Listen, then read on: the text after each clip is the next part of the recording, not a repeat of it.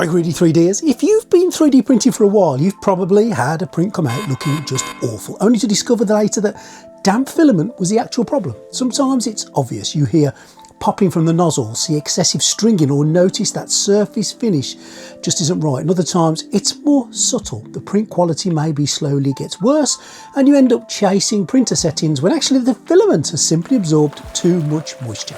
The usual answer is a filament dryer, and I've reviewed quite a few of those over the years on the channel. I'll link a few in the description so you can have a look and compare. They work by heating the filament, driving that moisture out and getting it ready to print, and yeah, they do the job really well. But once you take that filament back out of the dryer and leave it sitting on a shelf, it immediately starts being exposed to that moisture again. And depending on the material and the conditions of your workshop, like here in the man cave, that can happen surprisingly quickly. And that's where this thing here comes in. This is the Sunlu Inslogic i10. Now at first glance, you could easily mistake it for just another filament dryer, but it actually does something quite different. Rather than heating your filament before you print, this here is designed to provide a low humidity environment to store it in afterwards. So the idea is that when you want a spool, hopefully it's still in as good condition, as ready to use as it was when you put it inside it. It's an interesting idea because rather than trying to solve the same problem as every other filament dryer, it's tackling what happens afterwards. So let's take a closer look. When we unbox it, which is what we always do first, inside the box, everything is pretty straightforward. In fact, there's barely anything to do because the cabinet comes fully assembled, so there aren't loads of individual parts to put together before you can start using it. I had to stick some rubber feet on and remove some transport tape, but other than that, out of the box, it is just working. The Sunlu and Inslogic co-branding, as you can see there, is pretty damn obvious, and first impressions are pretty good with two big 3D printer filament names right there on the front. So I'm hoping their combined experience in the hobby will give it some credence. To look at it, it's got a clean, understated design with a matte finish that wouldn't look particularly out of place in either a workshop or in your office. And around the front, you've got this sealed door here and the control panel and a display showing the humidity inside. And one detail I quite like is this magnetically sealed door. If you leave it slightly open and let it go, the magnets will pull it firmly shut against the seal. That's convenient, but it's also really quite important because obviously there's not much point trying to maintain low humidity inside the cabinet if the door isn't properly shut and sealed. The next thing you'll probably notice is the size. This is considerably larger than your average filament dryer, but then it isn't designed to hold just one or two spools. This takes up to 10 standard 1 kilogram spools, and because the shells are adjustable, you've also got enough room for maybe larger 3 and even 5 kilogram spools if you need to, although obviously you'll sacrifice some of that overall capacity. Now the unit itself weighs in at just about 6 kilograms, so it's manageable, but if you need to move it around, bear in mind, load it with 10 1 kilogram spools and suddenly you're potentially dealing with 16 kilograms. So that's worth bearing in mind when deciding where it's initially going to live. And for me, 10 spools feels like a sensible compromise. Now I've got to be honest, I've got considerably more than 10 rolls of filament lying around the workshop in various states of fill or empty in need of a home, but make this much bigger and it starts to become a piece of furniture rather than something you can realistically sit on your worktop. So I guess this size is that happy medium. Now getting it up and running, well, that couldn't really be any easier than it was. Simply plug it into the mains. The connection is round the back, and at the top of the unit there's a little rocker switch. Choose your target humidity using this LED screen on the front here, and that's pretty much it. The display shows the humidity inside the cabinet along with its operating status, so there's really not much to learn. It's very much a set it and forget it type of product. Before testing it, I wanted to explain exactly what's going on there in size, because I think, as I mentioned earlier, this is not just another heated filament dryer. A traditional dryer heats the filament to an actively dry moisture. The i10 takes a completely different approach. Instead of heating everything inside this cabinet here, it removes moisture from the air using what it calls a molecular sieve. That sieve absorbs moisture from the air, and once it's absorbed as much as it can, the machine automatically regenerates it by gently heating the sieve itself. That releases the trapped moisture, the system cools back down, and the process repeats. So rather than repeatedly heating your filament, the aim here is simply to maintain that consistently dry environment around it, and that's the important distinction. A traditional dryer is what I would use to recover filament that's already absorbed loads of moisture. The i10 is where I would put that filament afterwards to hopefully stop it becoming damp again. So with that understood, let's see how well it actually works. The first thing I checked was temperature, because there is a regeneration process involving heat. I wanted to see whether that translated into the cabinet itself maybe becoming warm, and during my testing it stayed pretty close to the ambient temperature of the workshop. The outside of the unit didn't become noticeably hot to touch, and that's exactly what I'd expect from something intended for a long-term storage solution. It's controlling humidity rather than baking everything sitting inside it and ultimately around it in the man cave too. Another pleasant surprise was the noise, or more accurately, the lack of it. With a lot of traditional filament dryers, you've always known they're running. Between the fans and the heater, there's usually a constant background drone. The i10, Sunlu and Inslogic claim it's less than 30 decibels. Well, I set my phone up, let's have a look at what it is running here.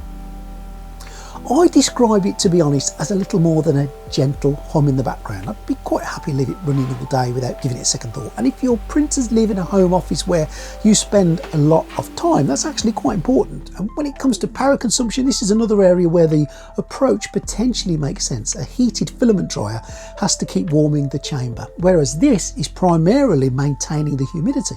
Now, Sunlu quotes around 0.7 kilowatt hours over 24 hours with the dehumidification system itself, drawing, it says, as little as 1 watt and less than 0.2 watts in standby. Now, I don't have the equipment to properly verify those figures from the company, so I'm not going to pretend that I can, but I can say this, that my smart meter hasn't suddenly gone berserk while I've been using this. It's stayed in the green, and that's a bonus. When I've used other dryers, it sometimes goes into the amber. So if you're buying something that's potentially going to sit there running continuously, power consumption is definitely worth considering. Something else I paid attention to was this seal on the door here. It sounds like a small detail, but for a product like that, it's really fundamental. There's a rubber gasket running around the entire door, and those magnets pull it and firmly close it. So when you let it go, it just shuts, so you're less likely to accidentally leave it slightly open and allow that humid air back in. Simple, but important. But of course, the measurement I was most interested in was humidity. I placed a hygrometer inside the cabinet and let it run for a few days. At the same time, I placed another hygrometer outside in the workshop, so I had something to compare it against. And there was a noticeable difference. The humidity inside the cabinet remained consistently lower than the surrounding room, even in this kind of hot weather. And ultimately, that's what I wanted to see. I'm testing this primarily with PLA, and I'm not expecting the cabinet to magically rescue a soaking wet spool or anything like that, but what I wanted to do is to maintain that lower humidity environment so that once my filament is dry, it stays that way for longer. And based on the difference I was seeing between those two hygrometers, it appears to be doing exactly that. Of course, there is another potential use for this that I hadn't really considered before getting it, because ultimately this is a humidity controlled cabinet rather than something specifically heating filament. There's nothing stopping you storing other moisture sensitive equipment inside it, maybe camera lenses, electronics, measuring equipment, anything you'd rather keep in a dry environment. For me out here in the man cave, if I keep a camera out here, it's going to get damp. Pop it in there, we sort the problem out. I don't think that's the main reason most people are going to buy one of these, of course, but it's certainly a useful bonus. So after spending some time with the i10, I think whether this makes sense really to you comes down to how much filament you own. If you've only got 1 or 2 filaments knocking around, maybe a PLA, I honestly don't think you need something like this. Buy a decent filament dryer, dry a spool when you need it, and you're probably sorted. Once you've been 3D printing for a few years, things can get slightly out of hand. You start with PLA, and there's PETG and TPU, maybe some nylon, different colours, different brands. Before you know it, it's lying everywhere. You've got 20 to 30, even 50 rolls sitting around your workshop. That's when something like this starts to become much more interesting. Instead of drying a spool, putting it back on the shelf and potentially having to dry it again the next time you need it, you've got somewhere controlled to store it in between prints. And that's really where I think this i10 fits into the workflow. Dry your filament properly if it needs it, then store it in here. So what do I think after some time of using it? I do actually think it's a clever idea. Not because it's replacing anything I already use, but because it's filling that gap. I've got filament dryers. In fact, most of my printers have a filament dryer as part of the combo. They aren't suddenly redundant because I've got this. So if I pull out a spool that's already absorbed a load of moisture, I'm still putting it into a heated filament dryer first. But once I've dried it, putting it straight back onto the open shelf in here in the man cave, especially coming towards autumn and winter, well, that doesn't make a huge amount of sense, does it? That's the problem the i10 here is trying to solve. I also like how little interaction it actually needs. Set your target humidity, load your filament, shut the door, and you're done. Leave it alone. There's no complicated setup, no endless settings, and very little you actually need to think about. It just quietly sits there maintaining the environment inside. And my hygrometer test is probably the most important part of this review, for me anyway. I could physically see that the humidity inside the cabinet was lower than the workshop around me, and that's a simple test, but ultimately that's the job I'm asking this thing to do, and that's the job it's doing. There are, of course, obviously limits. Highly moisture sensitive materials such as nylon may still need proper heated drying, particularly if they've already absorbed moisture. So I'd never look at this as a miracle box where you can throw any wet filament inside and expect it to come out perfect. That's not really what it's for. Someone printing the occasional PLA model with 4 or 5 spools of filament, it's probably difficult to justify the cost of it.